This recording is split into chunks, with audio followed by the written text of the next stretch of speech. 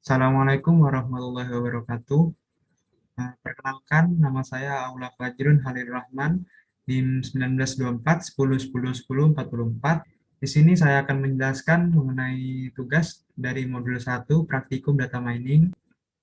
Di sini ada 3 kode. Yang kita kerjakan adalah soal yang di bold. Pertama, kode 1 di sini, buatlah array 2 dimensi menggunakan NumPy. Di sini sudah terdapat terdapat array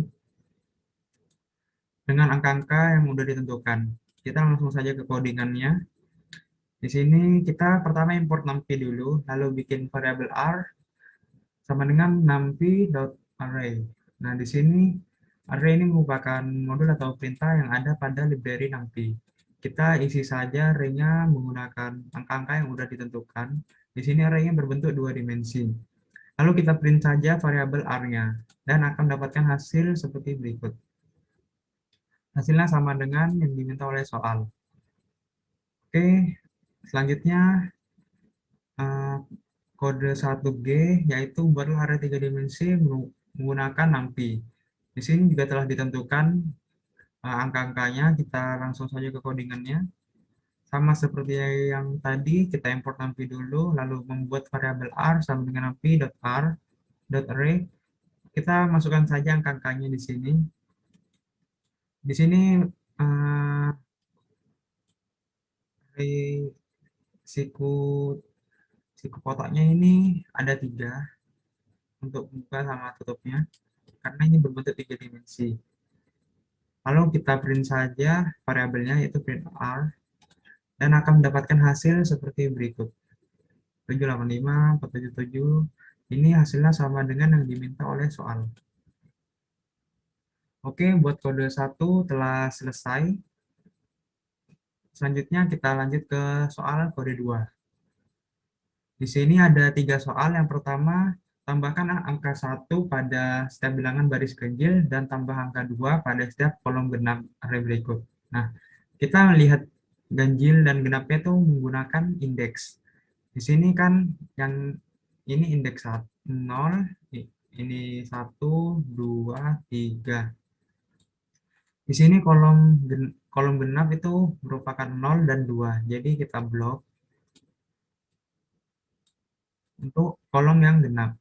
Lalu buat garis ganjil di sini kan 0, 1, 2, 3, 4. Kita blok yang indeksnya 1 dan 3, yaitu ini dan ini. Kita langsung saja ke codingannya buat mendapatkan hasil yang diminta.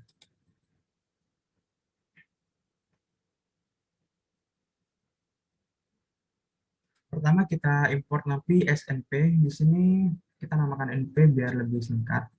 Lalu kita bikin variabel r sama dengan np.array. Kita masukkan angka-angkanya. Lalu kita bikin juga variabel new r sama dengan np.array. Angkanya sama seperti yang ada pada variabel r. Di sini fungsi new r ini nanti akan kita bandingkan hasilnya dengan yang r. Jadi saya ingin menampilkan variabel r yang sebelum diubah dan variabel new r yang udah kita ubah, kita tambah 1 dan tambahkan 2. Lalu di sini ada 2 looping, karena di sini array-nya berbentuk 2 dimensi. Untuk loop yang pertama itu sumbu x dalam range 0 sampai dengan len new r. Nah, jadi di sini ada 5. Jadi len kita hitung array 1 dimensi yang ada pada new r. Di sini ada 5 array. Jadi untuk yang ini 0 sampai dengan 4. Jadi sumbu X akan looping 0 sampai 4. Lalu selanjutnya itu loop yang kedua, sumbu Z di range 0 sampai dengan len UR indeks 0. Jadi indeks 0 itu yang ini. Di sini len-nya itu ada 4, jadi 0 sampai 3. Jadi sumbu Z ini akan mengalami looping dari 0 sampai dengan 3.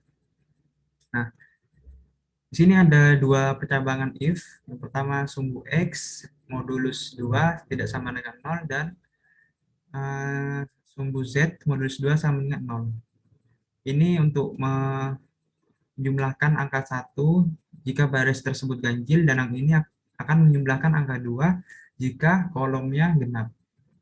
Nah, kita mulai aja dari 0. Pertama, sumbu X yang pertama itu 0, karena di sini dimulai dari 0, dan sumbu Z yang kedua itu 0 juga.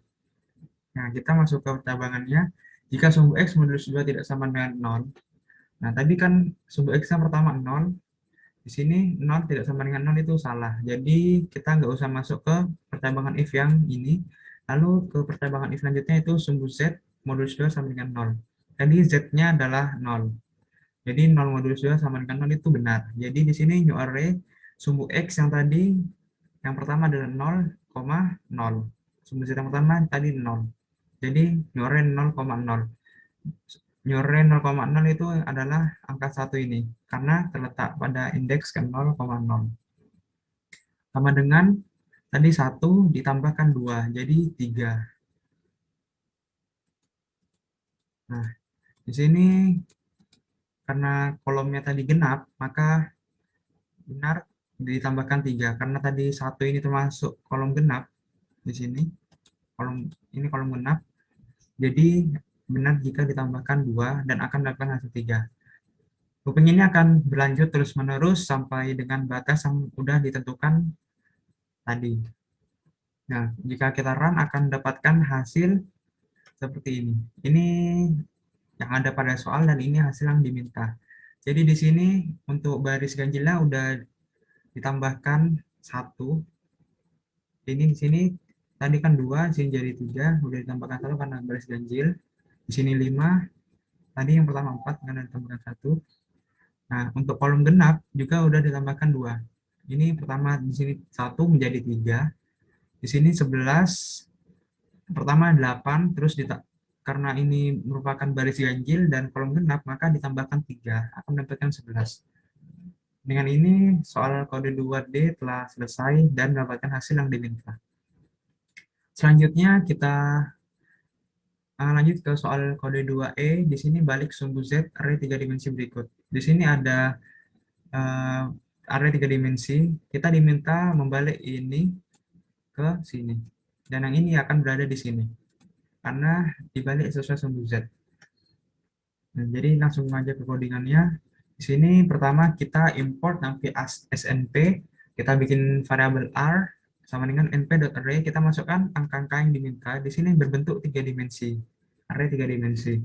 Lalu kita bikin variabel reversed r sama dengan np.flip r. Jadi di sini flipput ini merupakan perintah atau modul yang ada pada NumPy. Di sini akan membalik variabel r. Di sini akan membalik sesuai dengan sumbu Z. Lalu kita print saja reverse r-nya dan akan mendapatkan hasil seperti berikut. Nah, ini yang tadi ada di atas sudah ada di bawah, dan yang tadi ada di bawah sudah ada di atas, seperti yang diminta oleh soal. Yang ini kode 2E telah selesai. Selanjutnya adalah kode 2F. Di sini mengubah array pada soal E menjadi array 2 dimensi berukuran 6 kali 6. Nah, variabel reverse R yang tadi ini akan diubah menjadi jadi bentuk matriks 2 dimensi yang berukuran 6 kali 6. Pertama, kita pastinya import numpy snp dulu.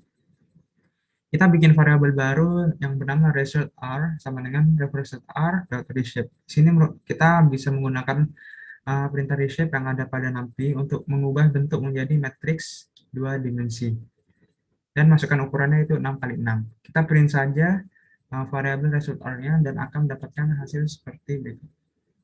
Nah, ini yang tadinya berbentuk 3 dimensi telah diubah menjadi bentuk 2 dimensi berukuran 6 kali 6. Dengan begini soal kode 2 telah selesai.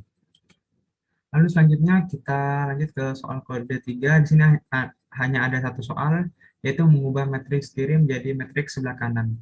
Jadi maksudnya itu kita ubah matriks yang sebelah sini dipindah ke sini, dan yang di bawah tadi akan dipindah ke atas. Yang ini juga berlaku demikian.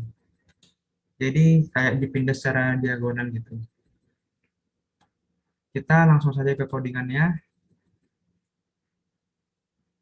Nah, di sini pertama kita import nanti as np, lalu kita bikin variabel r sama dengan np.array, kita masukkan angka-angka yang telah ada pada soal, lalu kita print r di sini buat ngelihat